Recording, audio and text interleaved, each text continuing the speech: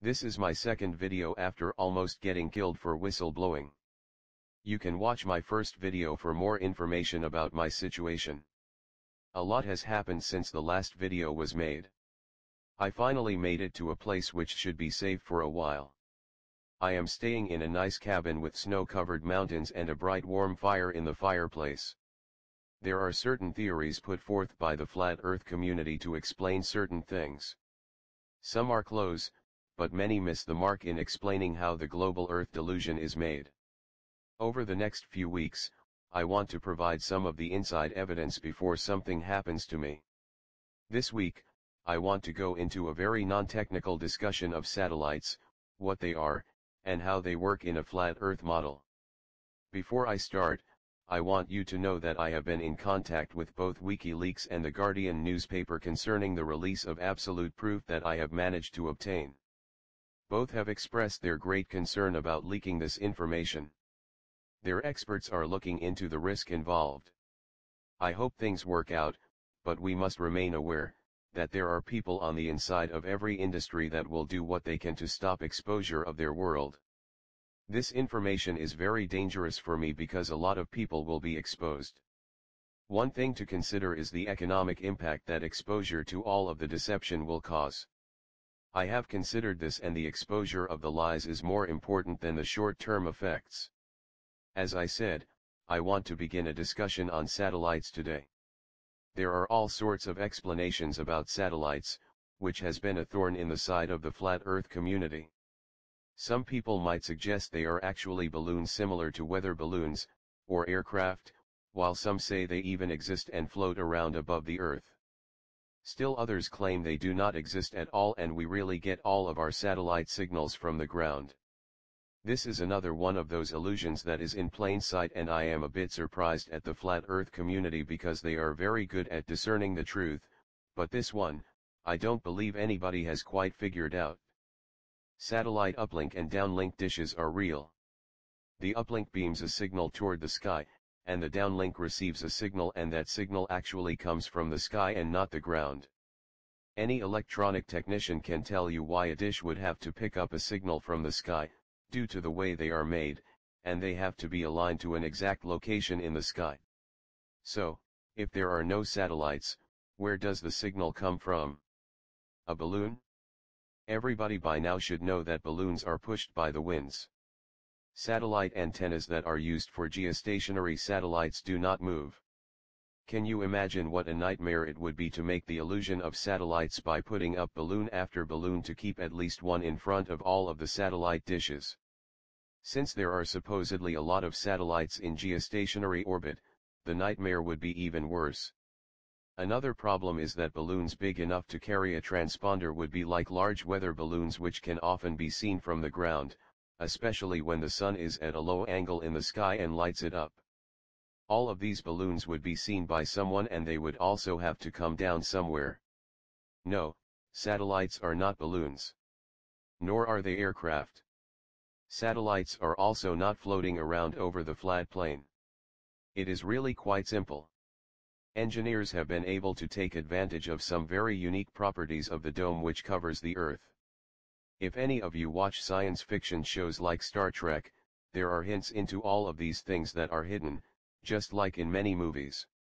Star Trek actually uses theoretical science to come up with its explanations and far-out technology. In one of the early Star Trek movies, when they went back to the 20th century to get an endangered whale, they needed some material to make a whale tank in the Enterprise. They visited a supplier of transparent materials, but could not find any that was strong enough. Scotty sat down at the computer and gave the man a molecular matrix that he called transparent aluminum. Transparent aluminum only exists in theory, but it is said to have unique properties. One of those properties was changing the incident angle of an electromagnetic wave from a normal reflected signal. Without getting technical, I will try to describe what I mean. When you shine a light on a window or shiny surface, the light reflects at the same angle that it arrives. In other words, a mirror placed at a 45-degree angle will bounce light in a manner that it will turn a 90-degree corner. Back during the late 50s and early 60s, scientists were probing the dome with stronger and shorter wavelength radio signals. When their technology improved, they found a strange phenomenon.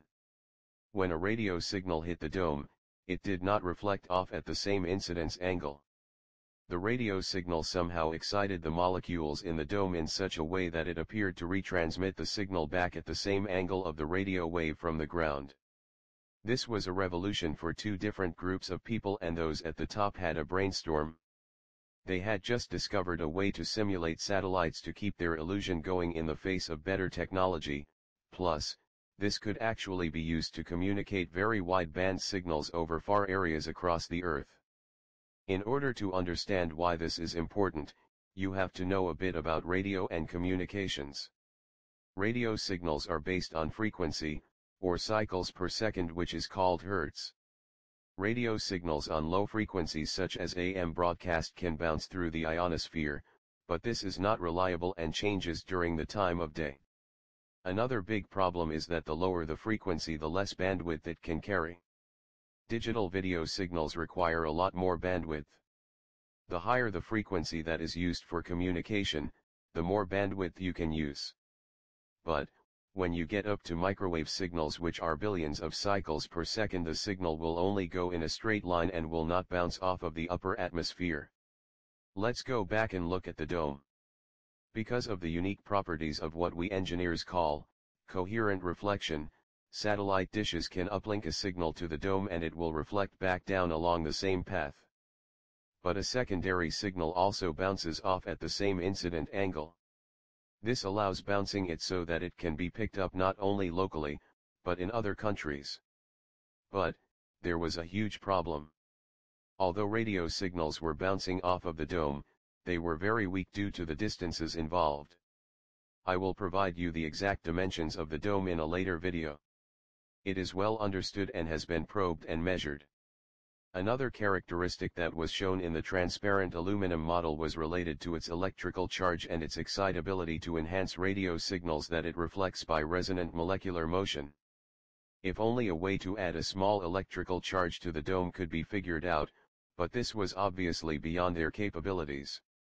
At least until hydrogen bomb tests in the 50s proved that strong electromagnetic signals called EMP pulses are created with bursts at high altitudes. Secret discussions between the United States and the Soviet Union were held after the scientists determined that with a specified number of upper atmospheric air bursts were planned. To this day, I do not know the exact number. The Soviets and Americans set off several at different locations to make this work. These started in 1958, and the first commercial use of a fake satellite by private industry occurred when Echo 1 was supposedly launched in 1960. After the final charging bursts were fired in 1963, the second fake Echo was launched, while an uplink-downlink were provided for international live television signals between Europe and the United States.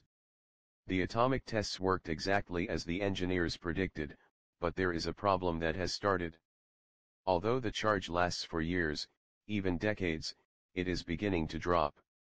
The physics of the way the charge works is not linear, so as it drops, the reflected signals do not drop, until this charge gets below a certain level. Since atomic tests have been supposedly banned, scientists had to come up with another reason to set off a few atomic booster bursts to keep the charge above this threshold. They had to figure out another way to explain to people why they were setting off atomic bombs in the sky.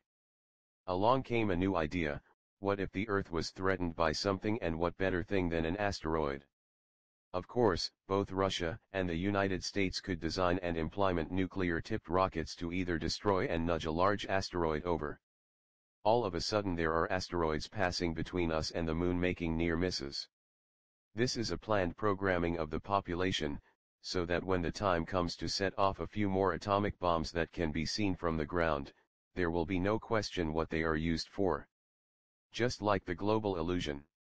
We have come a long way since the first television broadcast that supposedly used the Echo satellite, which was a large inflatable balloon covered with mylar and flashed aluminum. Once they discovered the dome could be used for radio communications, there was a need for more channels and thus more satellites. This is where a big problem for engineers occurred. When the signal hit the dome and reflected, it spread out and it was impossible to reflect different signals within a few degrees of each other off of the dome. Engineers who had developed radars for the Navy and military had used a system called phased array antennas at microwave frequencies to scan very narrow beam radar signals up and down. I do not want to go into detail on this video because it requires a lot of math. If there are those of you who have technical questions about this, please comment and I will provide you with more information.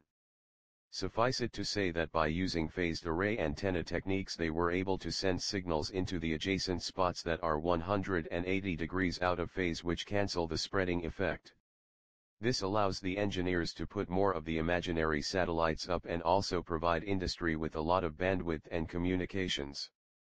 So satellites are fake, but then again, they are not. The dome, with its unique characteristics, allows this illusion to exist, and also the billion-dollar satellite communications industry. In the next week, I will go into GPS and exactly how it works with the accuracy that it does.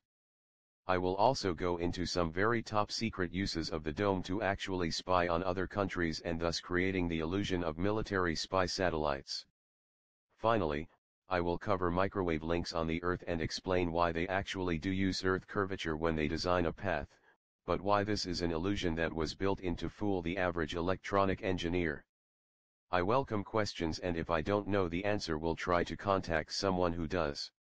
In the meantime, I hope that I can get the information I hold published soon so that we can expose this and I can return to public life. Wish me luck.